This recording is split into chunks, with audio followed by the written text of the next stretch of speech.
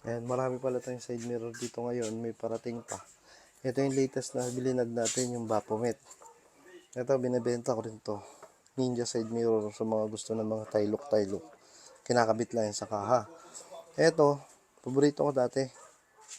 Kaya lang ngayon, parang pwede ko na rin siya ibenta. Bawas kalat.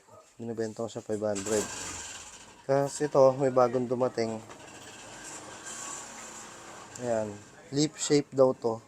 Tapos, bar and side mirror din. So, ikakabit natin ngayon dito sa motor. Ayan. So, nakakabit ngayon dyan yung IRM na side mirror. So, tetestingin natin to kung magiging maganda rin yung forma ng motor pag ito naman yung nakakabit. Diba?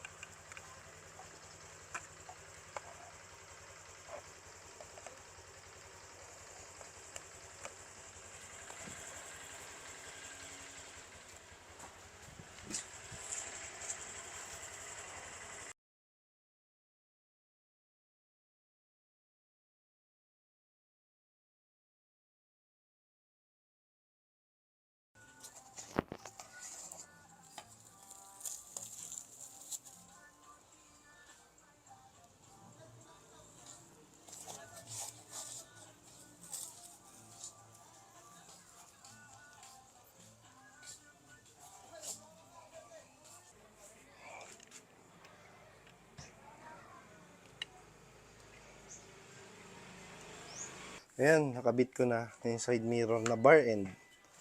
Ayan. So, makikita nyo, maganda naman yung forma niya. Tsaka maganda kasi dito CNC. Ayan, CNC yan, talagang matibay. So, ang price niya, nasa 600 plus lang.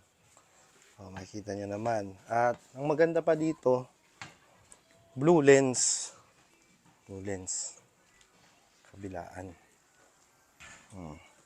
Yung view niya naman, sa likod, ayan o, kitang-kita naman po. Yung nasa likuran. So, ganun din dito sa kabila. Medyo blur lang kasi nag-autofocus yung camera. Orderin nyo to sa TikTok shop natin kung kursunado nyo yung ganitong klaseng side mirror, bar end. Ayan. Pag trip nyo, edi orderin nyo na. Nasa yellow basket lang natin siya. So, sa forma naman, para sa akin, pasado. Ayan. Igulo ng camera, no? Yeah. Oh. Ayan siya. Maganda naman siya para sa akin. Mapogi ang forma niya. Yun nga lang, bar end kasi, maraming controversy pagdating sa bar end side mirror. Sabi nila kesyo bawal daw, ganito, ganyan. Pero nakalagay naman dito sa order nyo is LTO pass siya. Yan. O, diba?